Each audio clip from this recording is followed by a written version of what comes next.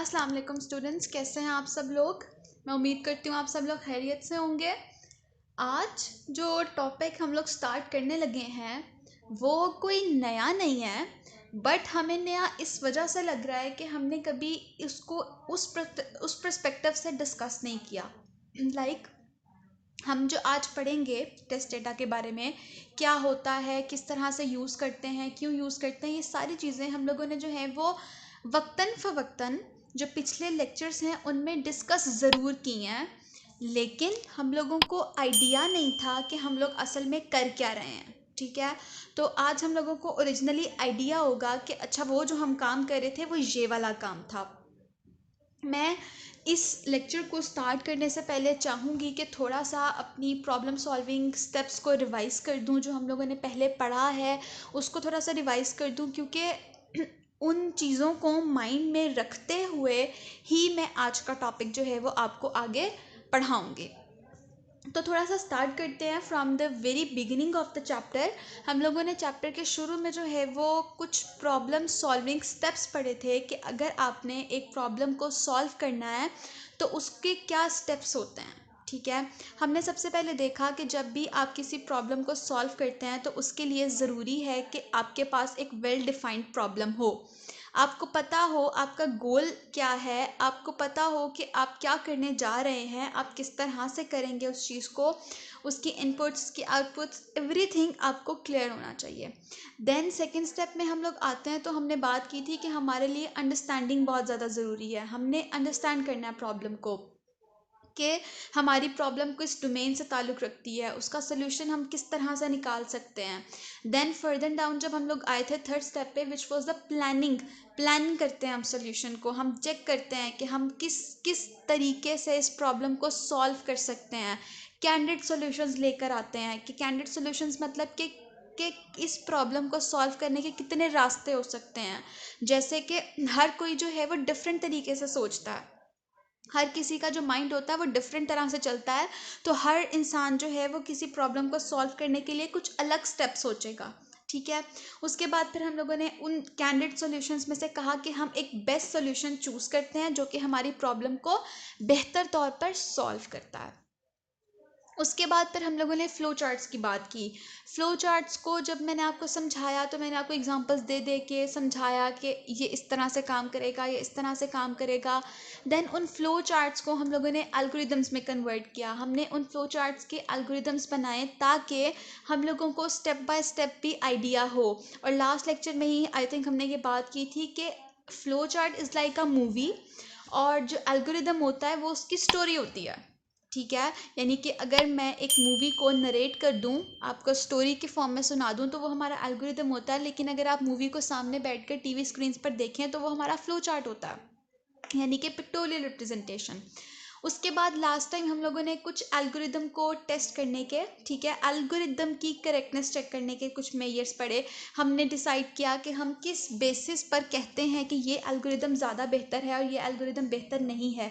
उसके लिए हमने दो चीज़ें पढ़ी कि एक जो है वो स्पेस, मेमोरी में वो कितनी ज़्यादा स्पेस ले रहा है। उसके बाद हम लोगों ने देखा कि उसके नंबर ऑफ़ स्टेप्स के डिपेंड करता है कि आपका एल्गोरिदम ज़्यादा अच्छा है या नहीं है। तो ये सारी चीज़ें हम लोगों ने थ्रू आउट द चैप्टर पढ़ी हैं। आज का जो टॉपिक है वो है टेस्ट डेटा। डेटा का तो आपको आइडिया है, ठीक है, हमारी जो इनपुट होती है वो हमारी डेटा होती है। अब ये जो टेस्ट का वर्ड साथ लग रहा है, इसका क्या मतलब है, यानी कि टेस्ट डेटा। टेस्ट डेटा यानी कि वो डेटा जो कि हम टेस्ट के लिए इस्तेमाल करते हैं।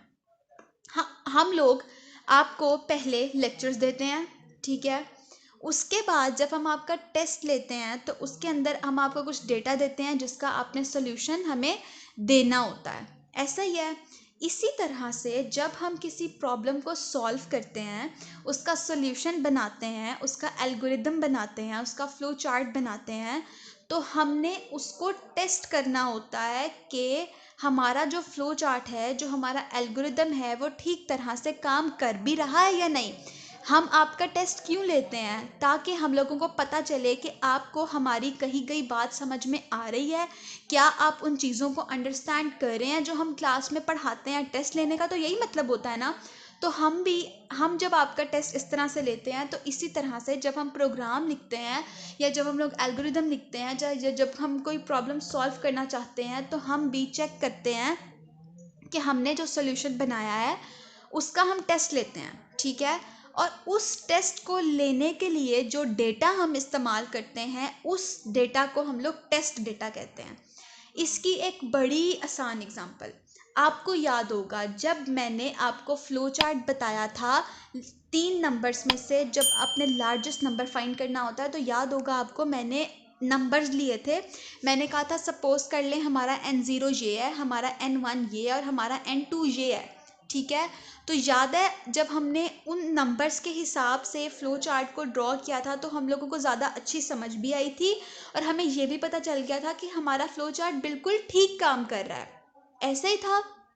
तो असल में वो जो वैल्यूज़ मैंने उस टाइम पे कंसिडर की थी, वो मेरा टेस्ट डेटा था, ठीक है। मैंने आपको तब उस बारे में नहीं बताया था, लेकिन मैं आज बता रही हूँ, क्योंकि उस टाइम हमारा वो पर्पस नहीं था या हम लोग कुछ और डिस्कस कर रहे थे, लेकिन आज हम लोग बात ही टेस्ट डेटा की कर रहे हैं। तो मैं आपको रेफरेंस दे के बता रही हूँ कि हमने जो है वो उनमें जो चीज़ें डिस्कस की थी, उस लेक्चर में हमने जो चीज़ें डिस्कस की थी, वो हमें आज हेल्प करेंगी, ठीक है। हमने सपोज किया था कि लेट्स से n0 जो है वो लेट्स से 5 है, n1 जो है वो 2 है, n2 जो है वो हमारे पास लेट्स से 11 है। तो इन नंबर्स की बेस पर जब हम लोगों ने अपना रिजल्ट निकाला, तो हम लोगों को पता चला कि हमें तो ये फ्लो चार्ट लार्जेस्ट नंबर दे रहा है। याद है हमने 2 एग्जांपल्स की थी और दोनों में हम लोगों को लार्जेस्ट नंबर मिल रहा था। तो जिसका मतलब ये था, जिसकी बुनियाद पर हमने ये कहा था कि हमारा फ्लो चार्ट ठीक काम कर रहा है, ठीक है। तो वो डेटा जो कि हम अपने एल्गोरिदम की या अपने फ्लो चार्ट की टेस्टिंग के लिए इस्तेमाल करते हैं, ताकि हमें पता चले कि हमारा फ्लो चार्ट ठीक तरह से काम कर रहा है या नहीं कर रहा, उसको हम लोग कहते हैं टेस्ट डेटा। अब जाहिर सी बात है, टेस्टिंग, जब भी आप टेस्टिंग का नाम लेते हो ना, तो आपको कुछ ना कुछ डेटा तो लाजमी चाहिए होता है, ठीक है। टेस्टिंग बहुत ज़रूरी है और जितनी टेस्टिंग ज़रूरी है, उस टेस्टिंग के लिए डेटा भी उतना ही ज़रूरी है। जाहिर सी बात है, आप डेटा के बगैर तो टेस्टिंग कर ही नहीं सकते हैं। तो जब भी आप कोई एल्गोरिदम बनाते हैं, कुछ बनाते हैं, कोई प्रॉब्लम सॉल्व करने की कोशिश करते हैं, तो आपको साथ साथ सोचना चाहिए कि आपका टेस्ट डेटा क्या होगा, जिसकी बुनियाद पर आप अपने एल्गोरिदम को चेक करेंगे, ठीक है। उसके बाद हम लोग आते हैं इम्पोर्टेंस पे कि इम्पोर्टेंस क्या है टेस्टिंग की, क्या क्यों ज़रूरी है हमारे लिए टेस्ट करना। देखो, टेस्टिंग जो है ना वो बड़ा इम्पॉर्टेंट है। अब देखो, क्लास में आप सब लोग बैठे हुए हैं, ठीक है। आप लोगों से जब हम पूछते हैं कि बेटा आपको ये टॉपिक समझ में आ गया है, तो आप सब के सब सर हिला देते हैं यस, ठीक है। लेकिन जब आपका टेस्ट होता है, कुछ लोग होते हैं जो ज़्यादा नंबर लेते हैं, कुछ लोग होते हैं जो कम नंबर लेते हैं। अब जो कम नंबर लेते हैं, उनसे फिर हम लोग पूछते हैं कि आपको क्या ऐसी प्रॉब्लम आई है जिससे आपका टेस्ट अच्छा नहीं हुआ, ठीक है।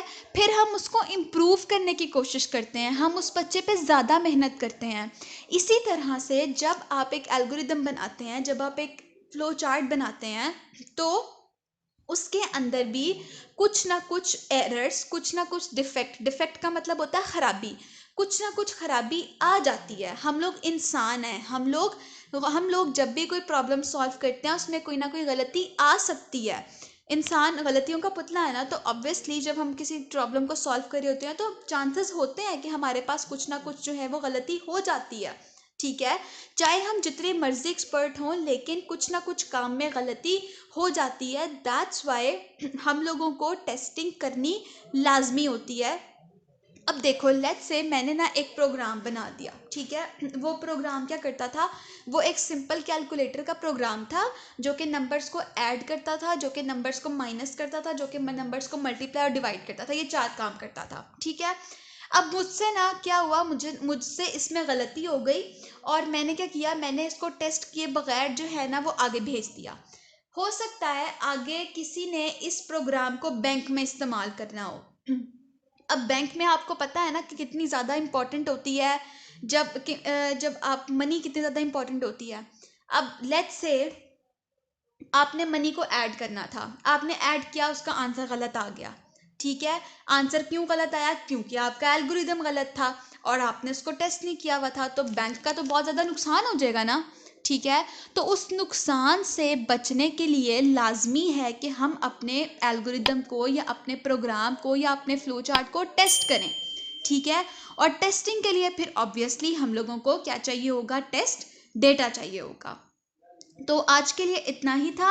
नेक्स्ट टाइम इंशाल्लाह हम लोग डिस्कस करेंगे कि टेस्ट डेटा की कौन कौन सी टाइप्स होती हैं और हम किस तरह से टेस्ट डेटा बनाते हैं और उसको यूज़ करते हैं for the testing of algorithm या फ्लो चार्ट या प्रोग्राम। तो आज के लिए इतना ही था। इट्स अ शॉर्ट लेक्चर, मतलब आज का लेक्चर जो था वो थोड़ा सा छोटा था, बट इस वजह से छोटा था क्योंकि इसमें डिटेल बहुत ज़्यादा है।